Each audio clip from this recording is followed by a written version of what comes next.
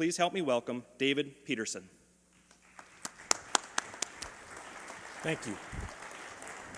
All right, we're still drifting in here. Everyone's getting some coffee. Y'all just go ahead and come on in. They're going to leave the house lights up so that you can find a seat. So here we have assembled here the Western Plains, a group of 4 banking associations. And I think one of the things that I want to challenge you right off the bat is that we have to think differently about how we think. I call it MetaCognition. Recently, I was doing a strategic planning session for a financial institution in central Wisconsin.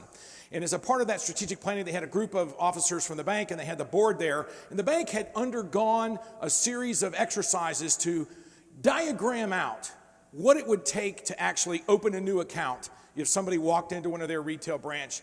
And they actually had this plotted out on a graph, on a piece of paper that literally stretched 12 feet. And they had it pasted up on there, and they were showing the board the number of steps that they were going to be able to eliminate to bring this process down to be able to open an account in less than 10 minutes. Very impressive, the fact that they would take the time to look at the steps, the hoops, if you will, that they were asking their customers to jump through. Completely and totally laud the exercise. Later, as we were going through the strategic planning, we were talking about their online opening app, the ability for customers to be able to go to an online app on their phone or their tablet and open an account, and how streamlined it was, particularly for somebody who already had a relationship with a financial institution. So I asked the question, why don't you just use the app to open accounts in the branch? And again, you're looking at them and they're looking at you as if you had just said something so outlandish, so crazy. Because the thought is that if we're in the branch, we are using the tools that are provided for us, our access to our core system, our FIS, Jack Henry, Fiserv, CSI, DSI, whatever it is.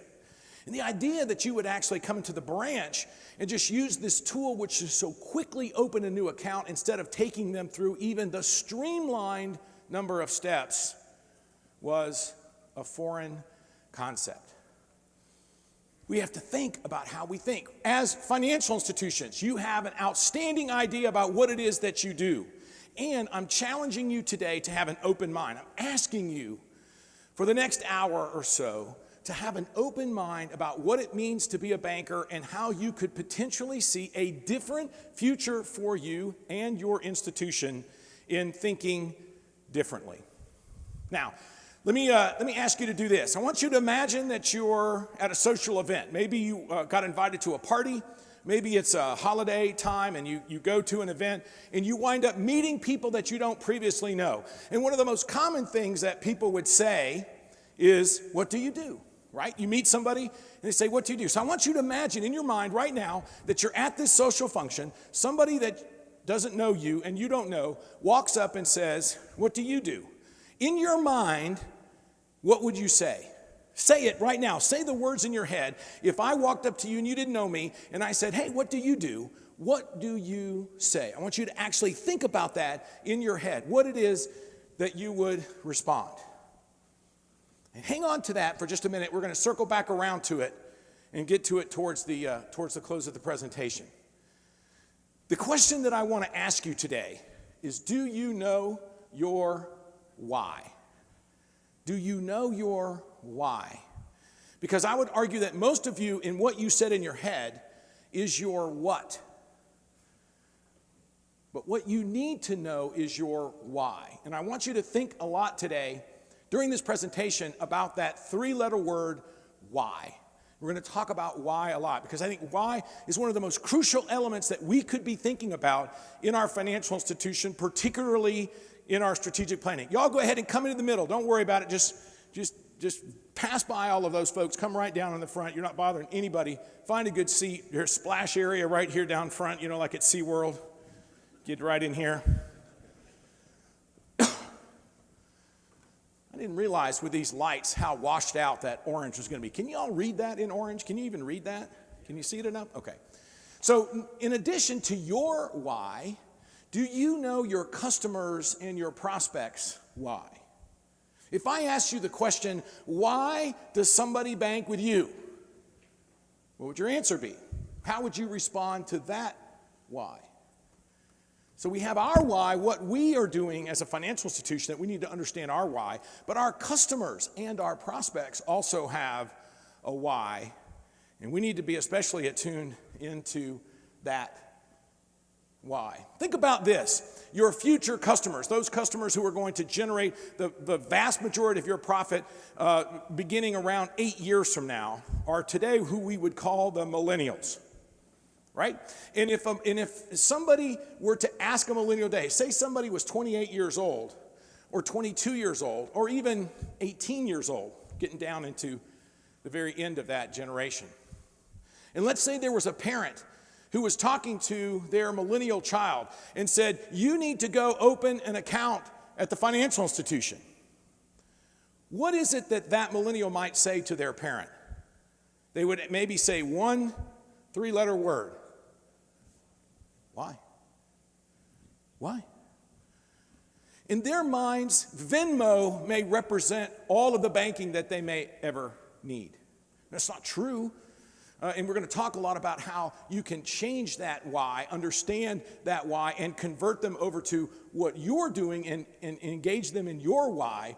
But understand that their starting point is not to think about you as a primary financial institution, as a primary source for doing their banking, for doing whatever it is that they need to do to conduct business, buy and sell things, pay for things. So we need to understand their why.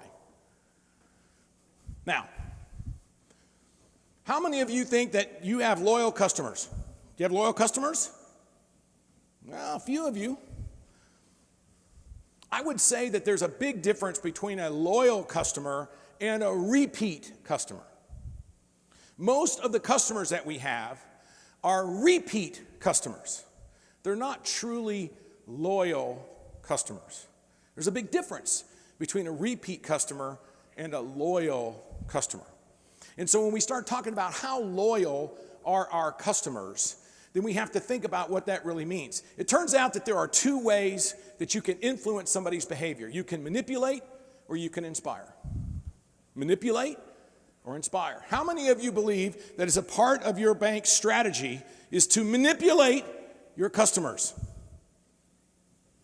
There's a few honest people in the room who raised their hands. Now, would you put that in your strategic plan? Our goal at First National Bank is to manipulate our customers. That sounds awful. We wouldn't do that. But do you think, as financial institutions, that we actually manipulate behavior on behalf of our customers? Do we do that? Sure. Do we do this? Don't we offer discounted rates, sales promotions, rewards? All of those are manipulations to get somebody to change their behavior. And there's one manipulation that we use more than any other as financial institutions. I call it the 4-letter F word. You know the 4-letter F word, right? No, sir, not that one, not that one. The other one. Free. Free. Free. What kind of value? If we're free all the time, what kind of value are we ascribing to the valuable services that we provide? So we are constantly manipulating customers, fighting and digging and scratching for 5 basis points to try and get somebody to move their account or to keep their accounts at our institution, fighting all the time through manipulation.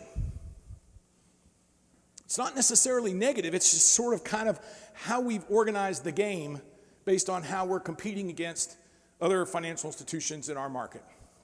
Here's a problem though. Manipulation is expensive and it's not sustainable. What's the end? At what point do you continue to fight and claw and scratch to drive down costs, to give some other kind of promotion, to hand out, I guess the latest manipulation would be for millennials in terms of giving them, gift cards like iTunes or Amazon gift cards for certain behaviors, so forth. Manipulation to do certain things, to change behaviors. It's expensive and it's not sustainable. It's not sustainable. This idea of manipulation has had the greatest impact on driving down the net margins that we have in terms of our whole income and expense statements. Because we don't charge fair fees for the services that we provide, particularly on the retail side. So what can we do? Well, let's talk about what a loyal customer would look like. What is it that really makes a customer a loyal customer? Well, number one, they're willing to hang in there even if there's a problem. Have any of you actually experienced some kind of problem at your institution where things didn't go right, the system wasn't available, somebody made a mistake? Anybody ever have an error? Is there any perfect bankers in here? Has anyone ever had an error happen with one of your customers, ever? Seriously? Every single hand in this room better go up. Sure, we make mistakes. We have human beings running systems with bugs in them. We make errors. You know what loyal customers do? They hang with you, they stay with you, they stick with you even when you have an error. You know why? Because you've built up a bank account, if you will, of goodwill. And so when there's problems that happen, they're not looking at that one problem and saying, oh, let me tell you what those awful bankers did, and off they run off to go, tell other folks. They hang with you through those kinds of tough times. Loyal customers don't seek out competition. They don't go looking for other deals. And when a competitor brings them a deal, they don't even engage and talk to them. Talk to the hand, not interested. Nope, I have my financial partner. I don't care what kind of rate you're throwing at me. Is that the way your customers deal with you? That literally don't look for competitors and would rebuff any competitive offer that came their way because of their loyalty to you. They communicate to strengthen the relationship and overcome weaknesses. If they see something that's not right, they're coming to you and saying, hey, let me share with you something that I experienced. Let's see if we can correct, let's see if we can fix this. Right? And if it's not a loyal customer, what do? They might be out telling 10 or 20 of their friends or posting it on Facebook. They may be doing a bunch of other stuff, communicating to other folks about your mistakes or your weaknesses instead of communicating to you. Finally, they're eager to promote you. They're one of your sales reps, perhaps your best referral agent out there telling other people, let me share with you about my financial institution. Eager, not just okay to do it, eager to do it. So based on these 4 criteria, how many of you feel like you have a significant number of loyal customers that are truly loyal? Some of you do, and that's outstanding. Outstanding. The point is I believe that every single financial institution in this room today can actually generate loyalty in the manner that I'm talking about in these 4 steps. And for those of you that have pretty good loyalty, that you can actually increase your loyalty. How are we going to do that? How do we convert ourselves? How do we transform from a path of manipulation towards loyalty, towards looking at how loyal are they to us? And the way to do it is with the inspirational challenge of the status quo. The inspirational challenge that we're going to actually inspire, not manipulate, but inspire customers, because we all of a sudden are doing things that are different than what their expectation is of every other financial institution. I would argue that everyone in this room has a pretty good idea about what it is you do as a banker. And I further argue that all of your customers know what it is that you do. They know. And so the idea that they would need to do certain things or come into certain places or do their transactions in a certain way, all of that is sort of ground into them over the years that you've provided financial services. And for many of you, you know all of what you know based on your activity in working at a financial institution, perhaps a single financial institution. I mean, I meet people all the time, 20-year, 30-year, 40-year career, all at the same institution. These are experts who know what it means to be a banker. My point is that I don't believe that the status quo, the things that we have done generationally over the years as bankers, is inspiring anyone. We're not inspiring anyone. What we can do is provide great services in a secure and safe way, and we can manipulate customers with rates and offers and deals to stay with us, but we're not really inspiring anyone about what the future looks like relative to financial services. So how are we going to do that? Well, let me give you an example of this whole idea of this what versus why. Back in 2004, there was a company called Creative Labs. And Creative Labs had an MP3 player, the ability to play music digitally. And they had this device out for a few years, and they advertised it as a 5 gigabyte MP3 player. And in 2004, Apple came out with the iPod. And it also was a 5 gigabyte MP3 player. But you know how they advertised it? They advertised it as put 1,000 songs in your pocket.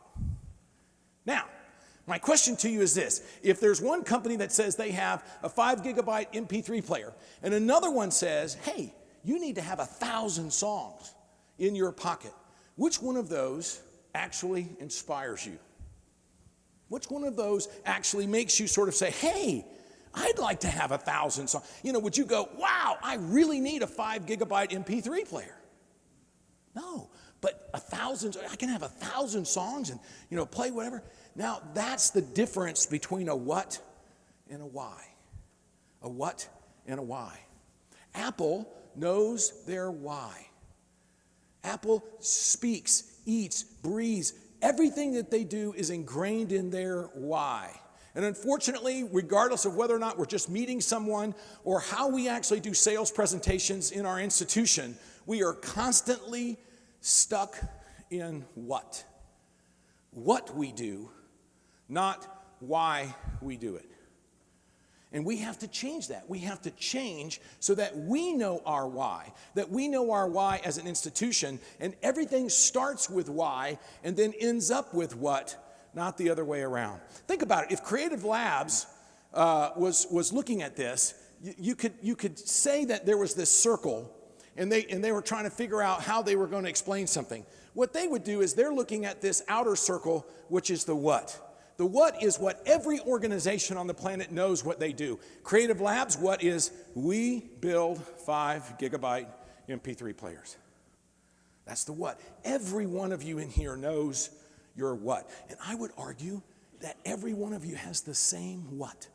There isn't a difference in the room. I don't care what size institution, I don't care what location you're in. Your what is nearly identical for every single one of you in the room. Now, the how is this next inner circle. That's how you do things. That allows you to differentiate. How you do your what now starts to differentiate you between institutions. Your how might change a little bit the perception that people have about what you do, but it still doesn't get to the core essence, which is the why. The why is what you're about. The why is, as an organization, it's your purpose. It's the actual reason for you to be.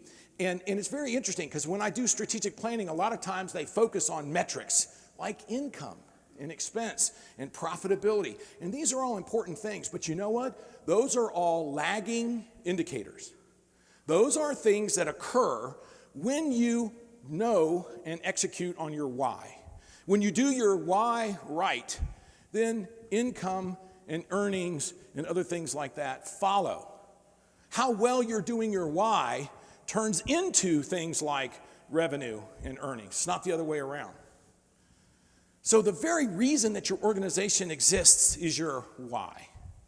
And I want to ask you, what is it that you do in your senior management meetings and your strategic planning sessions that you talk about this issue of what is our why? What's our why?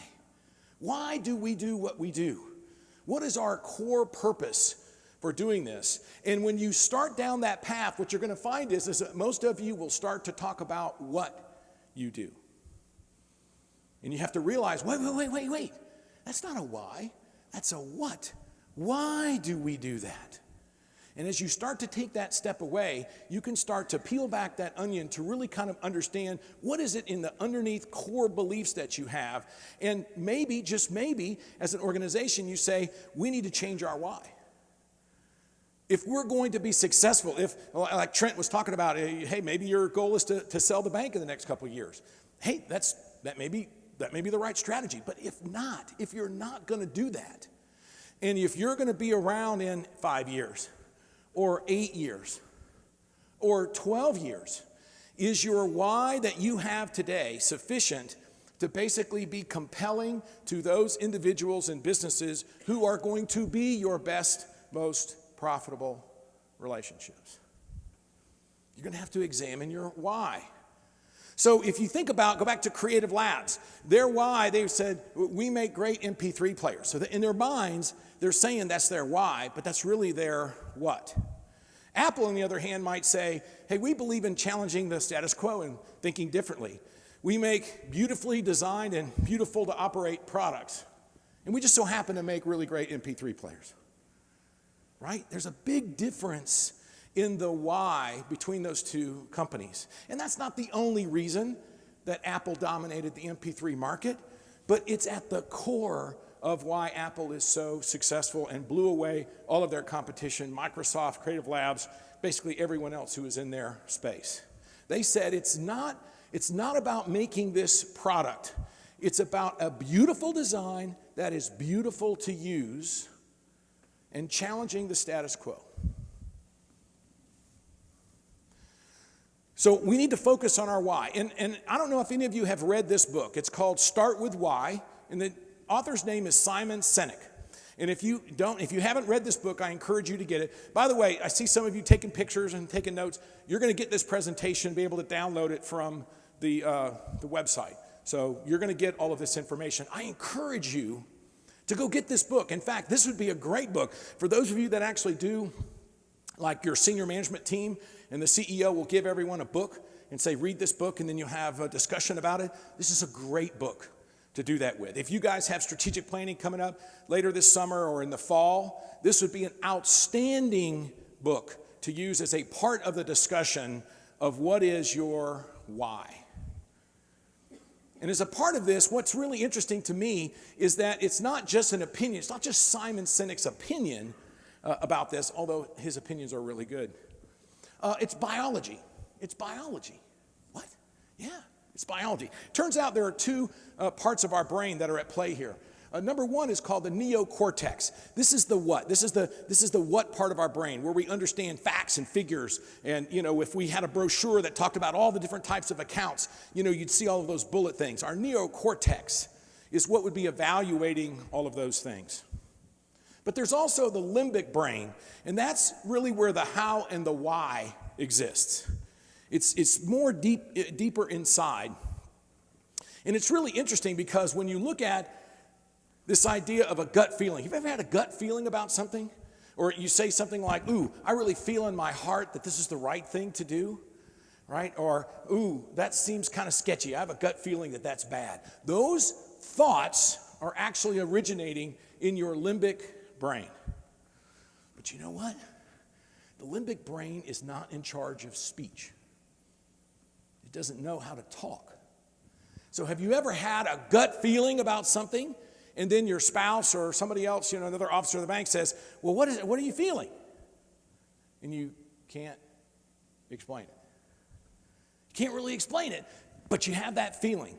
Or that you say, I feel in my heart that this is right. Is it really your heart that's actually doing some thinking? No, it's the limbic brain, right? And yet we can't often explain why we feel the way we do, simply because the limbic brain doesn't control speech.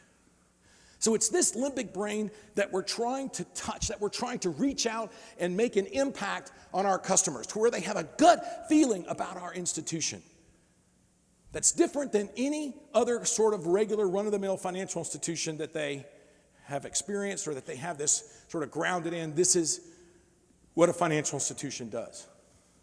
That's what we're trying to tap into. So if you think about it, most people would start with the what, then go to the how, and then go to the why. But this is the right order. You start with the why, and this is going to happen inside of here in this limbic brain area, and you're going to get their attention. Whoa. This is very different from what I expect a financial institution to be. Then the how is going to stimulate desire. Oh, I can do that? Wow, I had no idea. And then eventually you will get to the what, because those details are not unimportant. They want to know about how some of that stuff works, but it's not the primary thing. If somebody walks into your branch today, right now today, somebody walks in your branch, they sit down at one of their CSR desks, and they said, hey, I was interested in talking to you about opening an account at the bank. what's the first thing that most of the CSRs start to do? They start to talk about the different type of accounts that you have. Well, here, let me show you this brochure. We have these different types, and here's if you're a student or if you're a senior citizen, and they're going to explain to them the what. What if they took just a minute or two to talk about your institution's why? Why we do what we do, to kind of stimulate that desire, whatever, and then they will get around to the what. How would that change people's expectations and understanding about what it is that you do as a financial institution? It's huge, huge difference. What's your why? What's your why? That may be a great question for you to actually try to answer in the coming weeks or months, or as I said, if you have an upcoming strategic planning session, because it's super important. Now, if we were going to focus on certain areas of the financial institution, what are the kinds of things that we might apply this question of why? Right? So we talked about what's our why and how we would explain it, but we also said that we have a customer and a prospect who has a why, and why would they come and bank with us? And so if we start to look at the different types of products and services that we offer, then we can start to examine why would they be appealed to us? Why would we be appealing to them? Why would they change some other wise behavior that they have to actually come and be a part of our institution and become loyal to us, exhibiting those 4 traits that we talked about earlier? I think that most financial institutions do 2 very important things. And quite frankly, this may be a gross oversimplification, but I'm not really sure that you do anything of import other than these 2 things. 1, you safely manage deposits and investments. Super important. Super important. I can go anywhere in the world and my bank makes my money available to me at tens or hundreds of thousands of locations anywhere that I happen to be in the world. Right? That's a cool, pretty important thing. And yet people get frustrated and tied up with what kind of ATM fee that they're paying, and not thinking about the fact that, hey, I didn't have to go carry a bunch of cash with me. I went to Rome and I went to an ATM and I got out lira and it automatically debited my account back in the bank. Amazing. Safely and securely managed deposits and investments. Second thing is providing credit to align with dreams and goals. I want to start a new business, but I don't have enough money in my pocket right now to do that. So I can go to my financial institution, I can get a loan so that I can start my business now and start making money and not have to wait 20 years until I've saved up enough. I have a goal about that I want to send my kids to college, and so I need to have a way of actually managing that goal. I want to buy a car, but I don't have enough to pay for the whole car right now, so I might get a loan for that. So goals and dreams get fulfilled by the provision of credit. Safely managing investments and deposits and providing credit to align with goals and dreams. Is there really, those are 2 pretty important things. Is there anything else that you guys do of substance? Safety deposit boxes. I get it that you do other stuff, right? And I'm not trying to minimize all those things, but these are the 2 biggies. Are these whys? Would you say these are why you do what you do? Or is this what you do?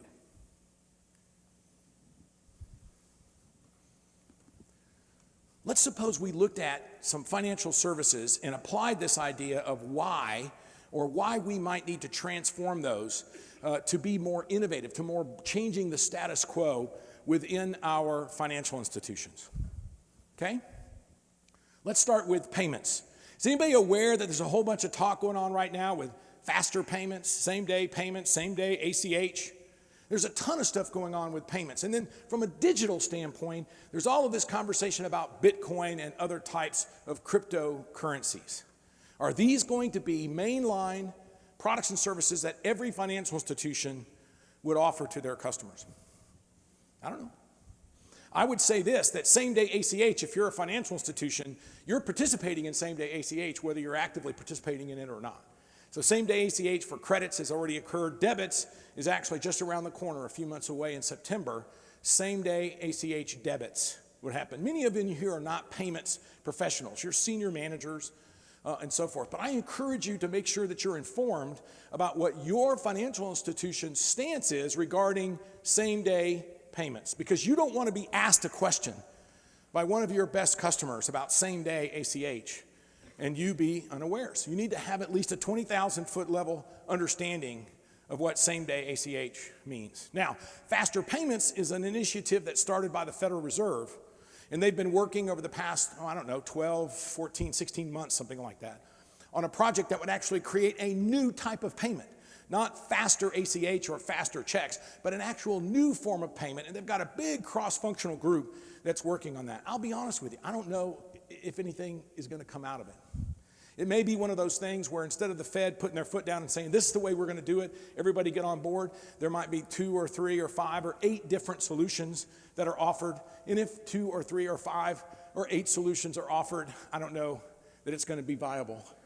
I'd just as soon the Fed put their foot down and say, this is what we're doing, and everybody get on board, right? Because then you'd have one system that works, but that's not the way the Fed, in the United States anyway, does its business. So it's letting the private sector work on these different solutions. Maybe years in the future before you see anything meaningful coming out of faster payments, but you should pay attention to it because it's one of the key areas that's going to allow you to be competitive with any size financial institution in the United States or in the world.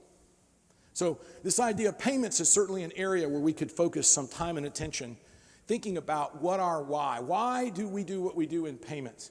I tell people all the time, I teach at the Graduate School of Banking at University of Colorado each July, and I tell my students there that payments is the only franchise you have. It's the only thing you get to do that no other business of any kind can do in the United States. The only thing. It's the only thing that you have that's unique is the ability to actually update somebody's balance, make a transaction to their account. All of the other payment types that you hear about, all these alternative payments, all eventually get converted back into some kind of transaction that you initiate or post. Payments is your franchise. And so it's something that as a senior manager, you may not have come up through the operations area of the bank, so you may not be as in tune to what's going on in payments, but I encourage you to stay abreast of it. To have people from your operations area keep you up to date on what's going on so that you can speak effectively in an informed way when you're talking to customers and prospects. CDs. What? Did he actually put a slide up there with CDs on it? You know what's incredible to me is that, and this may not be true, a group of this size, it's always dangerous making assumptions, but I'm going to guess that most of you have CDs that all follow the same monthly period. 3 months, 6 months, 12 months, 18 months, 24 months, 36 months. What if somebody had a specific need for a CD that was 13 months or 17 months or 23 months? Why wouldn't we do that CD? Why all of a sudden is it that we have to do a CD in 6 months? I need a CD, I need a 8-month CD. No, you can have a 6-month CD or you can have a 12-month CD. Really? Why? Why are we not thinking of ways to provide exactly the kind of service that a customer needs? Because if our why was really about how we were in tune with what these organizations and customers need from a service standpoint, we wouldn't be stuck on 6 months and 12 months and 18 months. We'd say, sure, you need 13 and a half months. What is it that you need in order for us to securely manage your investments? Harnessing data. How many of you have heard the term big data? Big data? You can't hardly read an article about analytics without hearing about big data. You know what the problem is? Is that as bankers, you don't have any. You don't have any big data. Everyone wants to sell you some kind of big data system. But you know what big data is? Big data is figuring out and making sense of all of the tweets for today, June the 6th. Everyone in the world who tweets today, they've got these systems that go in and look at all that text and figure out what's trending. Ariana Grande, new concert in Manchester, that's trending. because they actually look at the text and they have to put their arms around terabyte-sized information data and then make sense of what people are talking about. You know what we have? We have little small data nicely packaged up into little fields called current balance, available balance, next payment date, maturity date. We don't have big data. We have little data. It's important data. It's really important data, but we don't have big data. So when people start talking to you about big data, you need to have a little bit of a question mark. The real question is are you doing something with the data that you have that allows you to be offensive and defensive in how you operate the institution? I don't mean offensive as in being offensive to your customers, although if you're not careful about how you use data, you can offend. What I mean by offensive is how you actually target and pick out individual customers that you're trying to make appeals to, right? You're sort of the sniper rifle getting a specific, offer to a particular individual as opposed to just blasting out something that goes to all customers. Offensive means I'm harnessing data to try to understand what a particular customer's needs are and match up products and services that align with those needs and then make those offers in an intelligent way at a time that is not intrusive to my customer. Offensive use of data. Now, what's defensive use? That's things like fraud prevention. If you're keeping track of what your customer does and how they go online and what their typical patterns are, particularly in a business sense, when does a business typically go out and do a wire transfer or an ACH origination? And so if you're harnessing data and you see somebody logging in through that company and they're trying to actually do a wire or an ACH origination at a time that they don't ordinarily do that, then from a defensive standpoint, you might have a system that says, wait a second, I'm not sure that this is a valid transaction. I want to stop and take a look at it. Offensive, going out and offering new things to your customers that actually fit and align with their behaviors. Defensive, protecting yourself from fraud and other types of negative events. Harnessing data. Lending. This is at the core of what we do. Most of you in here, if you're a senior executives, whatever, may have come up through the financial institution in the area of lending, right? And lending, we know, is the largest single source of revenue for our institution. Would it surprise you if I told you this, that there is a new group of customers coming along called Minecrafters? So named for the online game, world-building game that they love. Minecrafters. These are 14-year-old kids, 10-year-old kids. Minecrafters. And as they grow up, it's a pretty good bet that they may not think about loans in the same way that their parents and their grandparents did. Would it be shocking if Minecrafters grew up and they just rode Uber or other kind of self-driving cars that didn't belong to them? Or maybe they don't even buy a house. Maybe the idea of buying a home isn't even something that they ascribe to. If future generations weren't buying cars and buying houses, what might that mean to your loan portfolio? What if I told you that in 8 years or 10 years, your loan portfolio could be only 50 or even 40% of what it was today? What would that mean in terms of your viability as a financial institution?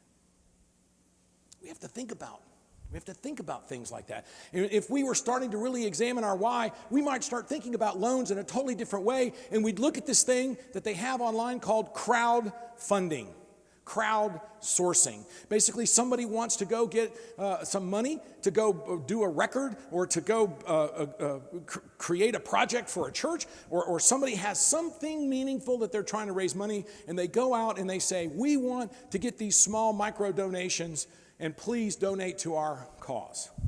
What is stopping you from having an attitude of crowdfunding or crowdsourcing as the future for how you might help your customers, who in many cases may not ordinarily be qualified for traditional credit, and you actually organize within the financial institution your own sources of crowdfunding and crowdsourcing so that you can take customers who have goals and dreams and align that with credit, even if it's not the traditional credit that you provide.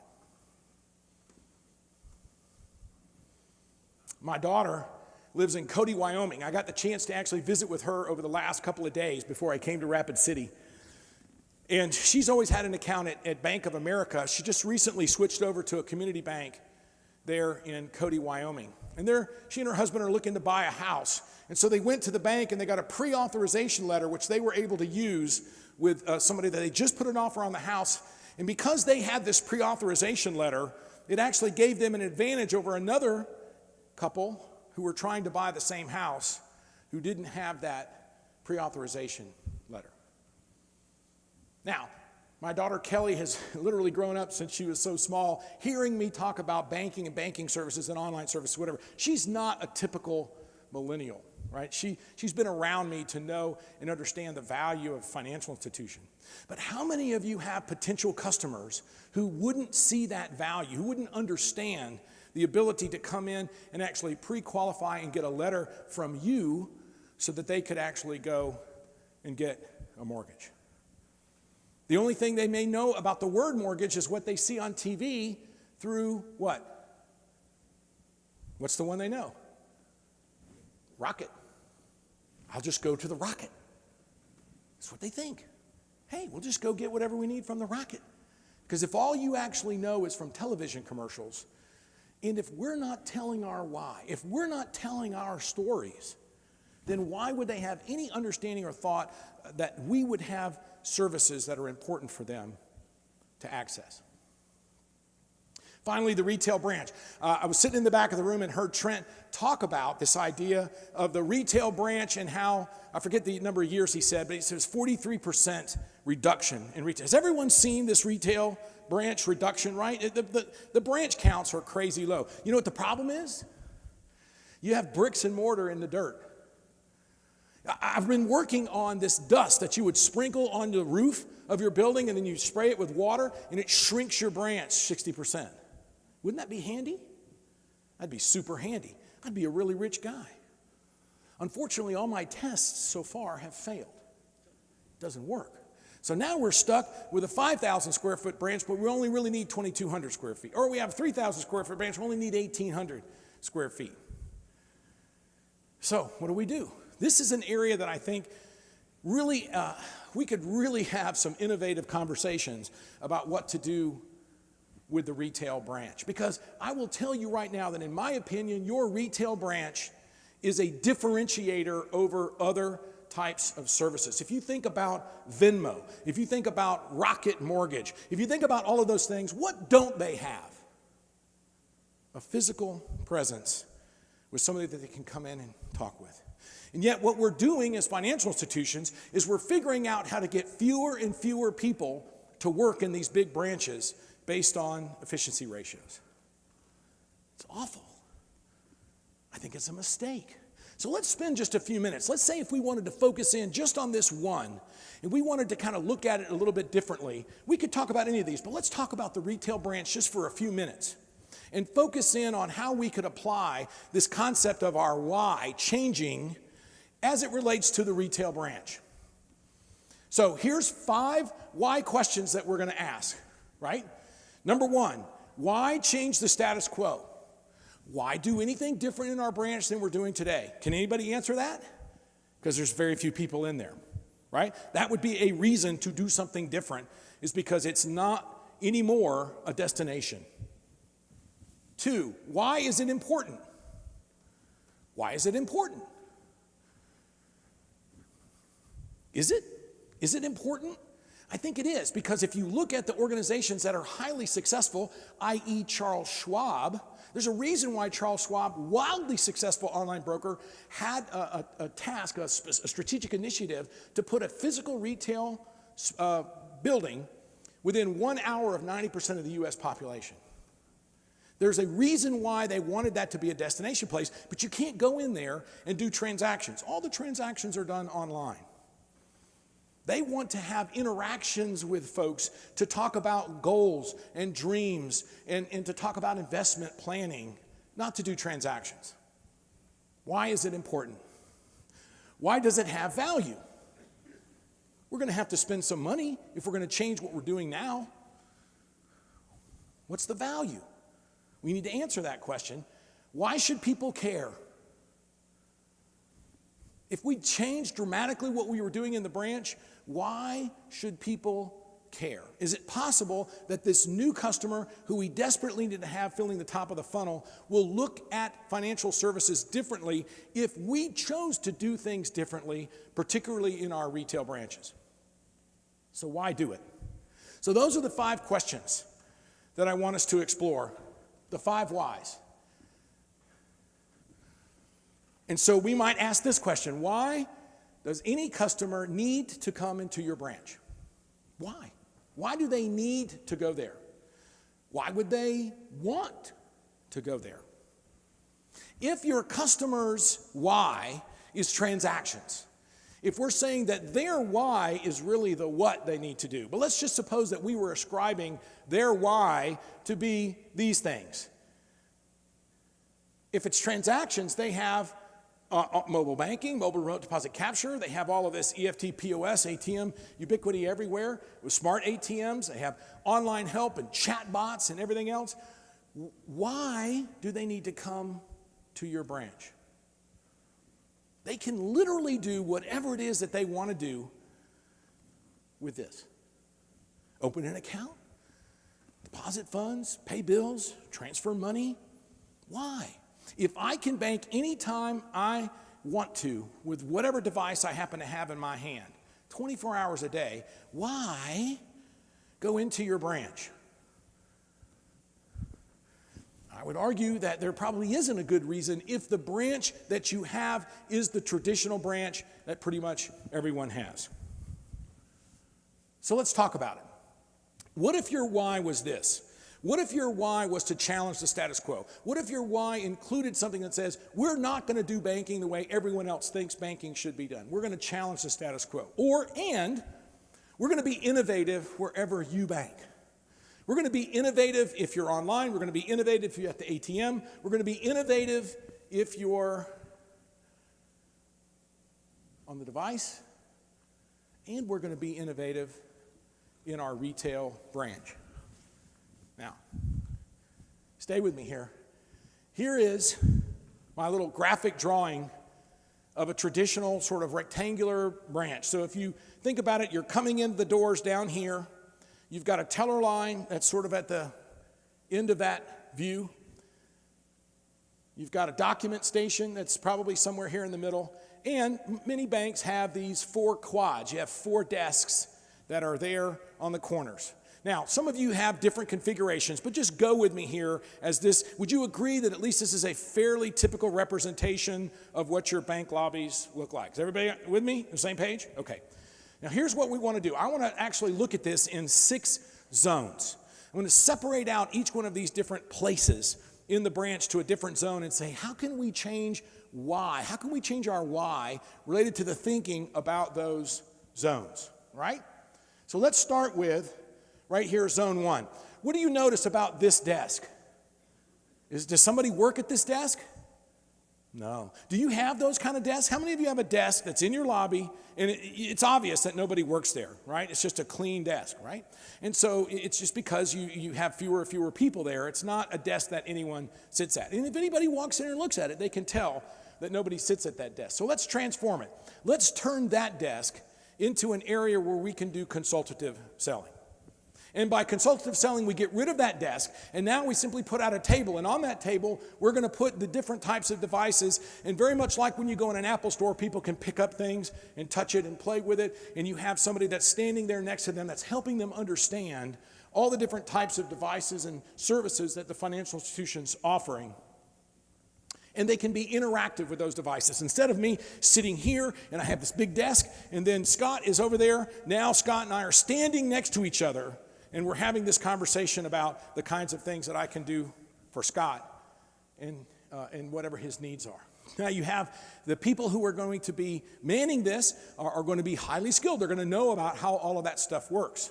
And as people are picking things up, whatever, their comprehension goes way up. Because if we hear something, 20%. If we see something, 20%. If we touch something, 20%. Every time you invoke a sense, you're adding to comprehension.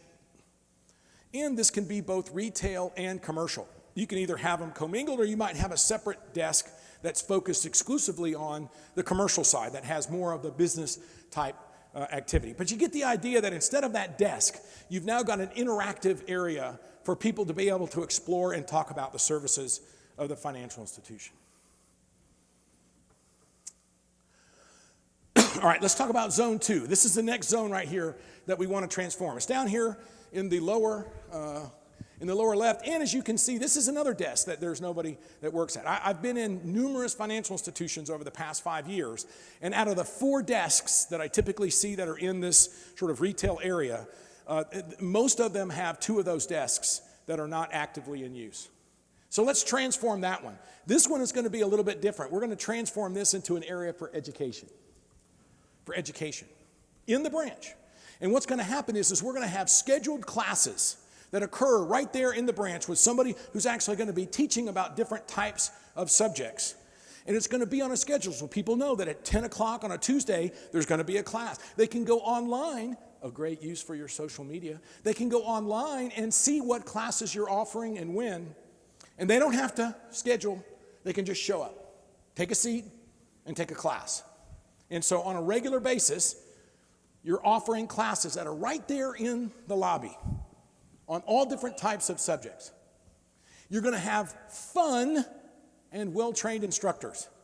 This is going to be something that's going to be fun. It's not going to be like going to school, you have a horrible teacher, whatever. It's going to be fun where you're going to actually have people who are skilled in their ability to teach these classes, but also to have fun with the people who are attending these classes are going to come out saying, oh my gosh, that was incredible.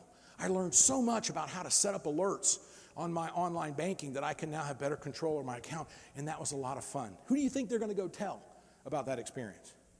6, 8, 10, 12 people that they see? You can do classes on how to do things and why do things work the way that they work. We have a lot of opportunities for education in financial services. We just don't generally provide any meaningful education for our customers. We can do it now right in the branch. All right, zone 3. That's this desk right up here. We don't need it, but here's what we're going to put in its place. We're going to transform that into a brainstorming lab. So basically, you're going to put in a glass cube, rectangle, whatever you got space for, and it may actually wind up encroaching on some of the area that you have over there on the left side of the teller line. What are you going to use that room for? Well, it's going to be for brainstorming and creativity. You might use it yourself for your own meetings, but you know what the best use of it is going to be? You're going to allow your customers to actually reserve and use this room. How many of you have businesses, particularly small businesses, who don't have a creative space to actually go off-site and have a brainstorming session? What if you, as the financial institution, were providing that space for them to reserve, and they came in? And of course, they're inside of this cube, so it's, what they're talking about in there is not necessarily open for everyone. But you're providing a resource to actually allow individuals and businesses in your area to come and actually use this space for brainstorming, to have a meeting, to talk about it. And, you're going to have a kind of a whimsical space, right? It's going to be a space that actually encourages creativity. So it's not going to have traditional furniture in there like you might have in a bank lobby. It's going to be organized in order for people to think creatively. And you make an appointment for it. Don't you think that would be a valuable community resource? Something that may not be available for miles or miles around, depending on where you are geographically. Zone 4, that's what we call the teller line. I believe that there's a future, not distant future, that entire teller line is no longer needed. If we're doing fewer and fewer transactions, how many tellers in the traditional sense of tellers do we need? How many of you have at least 5 teller stations in your main branch, your main office? Have at least 5. How many of you have at least 6? Who has 8 or more? Okay, not too many. I walk into these branches where literally they have 6 or 7 or 8 teller places where you could do transactions. And generally, do you know how many tellers are working there? How many? 1. And sometimes that 1 comes from the drive-through, right? So they're in the drive-through, and then somebody comes in, and then all of a sudden they show up, hey, So literally somebody's walking into that branch and there's nobody across that entire section. No one. So let's transform it. You know what we can do with this area? We can change it into a genius bar. We can do problem solving in the branch. This is, again, another area where the ability for someone to set up an appointment that says, I've got a vexing problem. I've got something that's not working right with my online banking. I'd like to come in and actually sit down with somebody and have a conversation about it. And so they come in and they set up an appointment and they sit down with a genius who is going to work through and help them fix their problem. So we need people who have the skills to actually understand and fix certain things relative to the online systems that we have, but who also can communicate. And let me just tell you, that's not a combination that you generally find. If you have people within your institution who have the skills to do this, you need to target them and fill them up with the knowledge of all of your online banking systems, and then have them start helping people with problem solving. Do you know that problem solving is one of the highest things that you can do that engenders loyalty? Loyalty, that thing we talked about earlier. When you solve somebody's vexing problem, their loyalty to you goes up.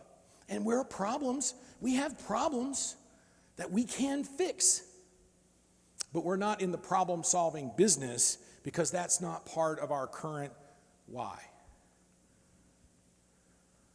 Now, for those of you that are already starting to break out in cold sweats, right, thinking about how you're transforming this branch and you're going to go back and tell them you're going to get rid of the teller. Okay, if you need to, keep one teller station. Keep one little isolated pod. If you think that you have senior citizens who somehow would leave your bank because of this, whatever. I mean, I hear bankers saying, well, if we did that, all of our senior citizens would leave and go somewhere else.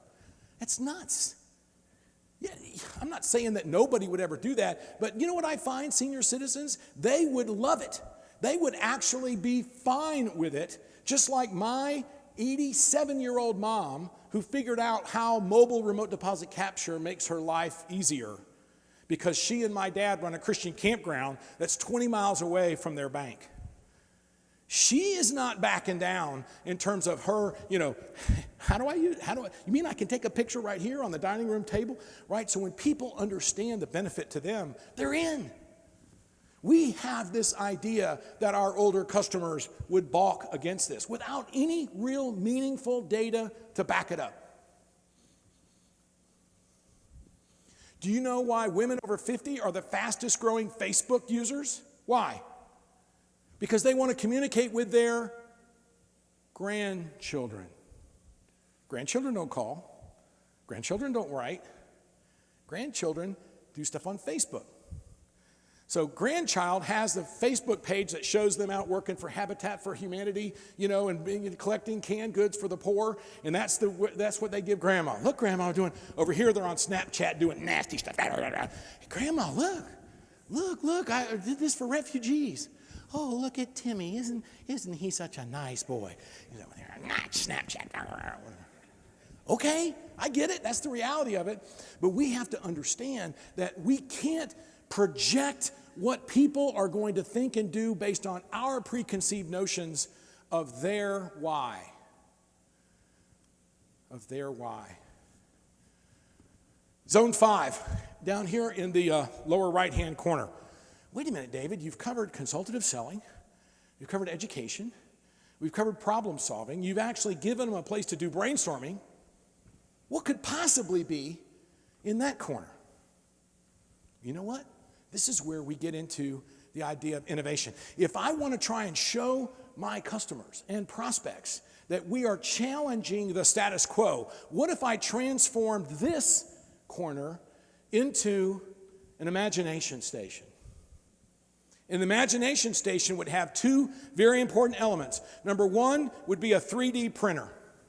Does everybody know what a 3D printer is? Basically, it's a cellulose, and basically you can have a design, a CAD design, a screw, a nut, a bolt, Yoda. I don't know if you can see, but Yoda is actually in there. And so any 3D object now can be rendered. And it's amazing. And if you go to a college campus, they have 3D printers. How many people in your community can go somewhere in your area with a memory stick and print a 3D project that they have. How cool would it be for your institution to be the one that provides that as a community service? Do you think there would be people who would make your branch a destination because you had a 3D printer? How many people who are millennials could be introduced to your brand, to your why, because they came in to print something on a 3D printer? These are not that expensive. So a couple $1,000 to get these 3D printers. So yes, there's some expense involved. You're going to buy the cellulose stuff that they use to make these with. But that's an incredible resource. And this other thing here, VR Cube. The VR is, of course, virtual reality. Virtual reality. I'm a strong believer that the future of financial services is going to be rooted in virtual reality. There's going to be some amazing things. Trent talked about Alexa and being able to do the banking there. Cool. I think some of the VR and augmented reality type things that are coming for financial services are super cool. And so again, you can basically put a little VR cube here and let people experience virtual reality in financial services settings, right? So we're kind of showing off. We're kind of showing our chops here from an innovation standpoint and making our branch a destination. We're making that 3D printer a resource, and we're allowing people to go in and actually experience this idea of virtual reality in a setting that actually is meaningful from a financial services standpoint.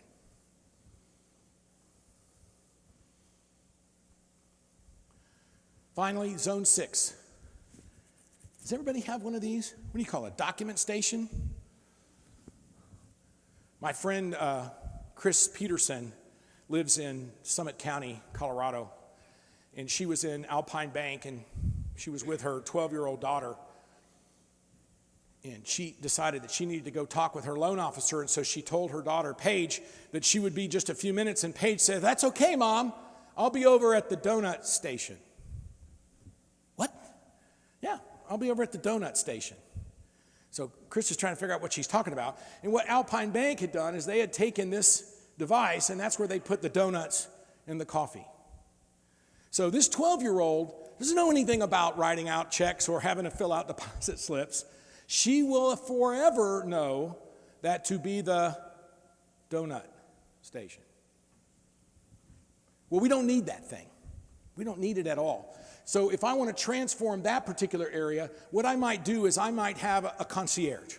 I might have an individual who's out there actually meeting people when they come in with a tablet. And when those people come in, that tablet is going to share with them all about the information that exists for that customer, to actually see all of the information at a glance, using that data that we're harvesting to actually know everything about that particular customer, about what kinds of accounts and services, balances, and then I greet them and I say, "Hey, how can I help you today?" And as they describe what they're doing, I would be directing that person to some other associate or some other place in the financial institution. They had a Genius Bar appointment, they were going to meet some other people who are going to the Brainstorming lab, so on and so forth, right? And so I'm in a position now to sort of gatekeep and get people to where they need to be, especially if they're prospects, for me to be the first one to talk with them and imbibe them with some of our why, and then to move them on to other individuals, perhaps over in the consultative selling area, who's going to help them become a loyal customer. Now, here's something else. Have you guys seen these apps where you hold up a phone to a street scene and it basically shows you about the shops? It says, "Hey, here's a donut shop here. Here's a department store there." Have you guys seen these apps? Suppose that your concierge in Zone 6 had on a pair of mixed reality glasses that look just like regular glasses, kind of like Google Glass. And so when the customer walks in, it does facial recognition on the customer and brings up information about their name and about other information so that they can actually greet, "Mr. Peterson, so glad. It's been a couple of weeks since you've been in. How can we help you today?" And, all that kind of information would be right there in their view about your customer. Does that sound like that's 5, 8, 10 years in the future? It's now. It's now. And if you had a financial institution that looks something like this, and you could transform it into something that looks like this, what would that mean in terms of the reasons why somebody might come? On a regular basis, you can change your customer's attitude towards, I don't need to go to the branch because I can do my transactions online, to I want to go to the branch because of one of the ways that you've transformed it. I'm going to go and actually do a VR session. I'm going to go and actually participate in a creativity brainstorming session with my company. I'm going in to actually attend a class. I'm getting a problem solved. All of these become destination reasons that people would want to go, not because they would need to go. So remember, we talked about these 5 whys. And just using this one example of the transform branch, why should we change the status quo? Because I don't believe the trend of fewer customer counts is going to change unless you change the status quo. If you think that you can continue doing what you do in your branches and the way you've been doing it, and that somehow magically a video teller or a coffee bar or something else is going to bring them in, then I think you're mistaken. And I don't want to poke at video tellers. Are there video teller salespeople here in the room before I go any further? Okay.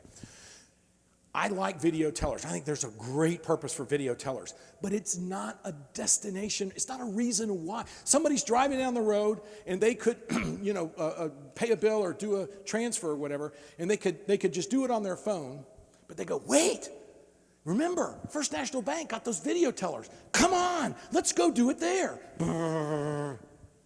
Who's doing that? That's not a reason for them to come to your branch.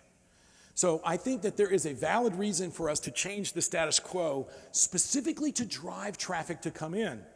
Why is it important? Because if they don't come in, we're not going to be able to infuse them with our why. We're not going to be able to help them understand about some of these other products and services they have. And a lot of this branch activity that I talked about, while not specifically about lending, allows you to constantly be reinforcing and providing referrals to your lending officers as your branch personnel are having conversations about people's dreams and goals. Does it have value? I think it does, because you have a non-performing asset in your branch that is getting lower and lower and lower in its value. The fact that you can recharge your branch with something that makes it a destination where people think differently about your institution because you're showing them your why makes it important, and it makes it have value. Why should people care? I think if you start to look at the reasons why people think about a financial institution, especially younger people, millennials, Minecrafters, who would go, I don't need a financial institution, now would say, I want that. I want that experience. They should care. They should care because you're doing innovative things that provides resources for them that they wouldn't ordinarily have in your area. Why do it? I think it's one of the most critical things that you have. The ability to have a physical presence that becomes a destination gives you an advantage over other financial service providers. Let me ask you this question. Why are there so few fully online, internet-only banks? How many can you name? How many internet-only banks can you name?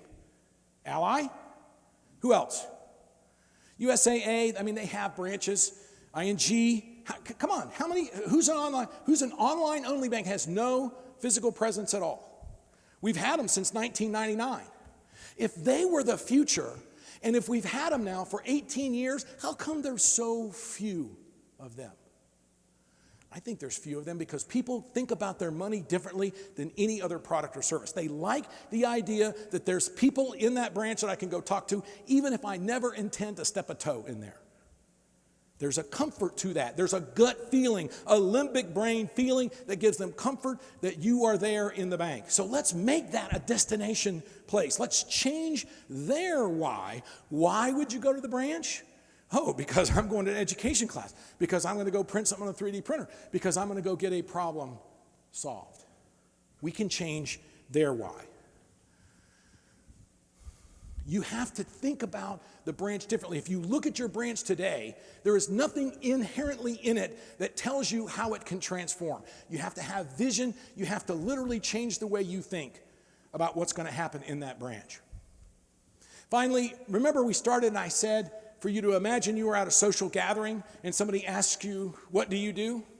It's a trick question, right? Because they're asking you what you do, and we just talked about that what is these things. So you would probably say, I'm a banker. What do you do? Well, I'm a banker, or I'm a loan officer at First National Bank. And I think that makes sense because they ask you what. And so your brain immediately, neocortex, goes to what? I want you to do this for me. The next time, it's going to take some practice. The next time somebody asks you, what do you do? I want you to answer with your why. Not your what, not your how, but your why. Come up with a why for you. Maybe, just maybe, you could say, I innovatively convert dreams and goals into financial realities. If somebody asks you, what do you do? And you say, I convert dreams and goals into innovatively convert dreams and goals into financial reality. What do you think their response would be? Whoa, how do you do that? Oh, how? Now you can get into the how, right? But when somebody asks you what, start with why, and then go to how, and then ultimately go to what. In doing so, you will create raving fans who are loyal to your institution. Thank you all very much. Appreciate your time and attention. Just so you know, I'm doing a breakout session this afternoon, and it's going to go into greater detail on the 3 areas that I talked about: consultative selling, education, and problem solving. So I've kind of given you a broad strokes here. I'll go down in the weeds and talk more specifically about how you will actually implement those whys in your branch. Thank you all again. Thank you.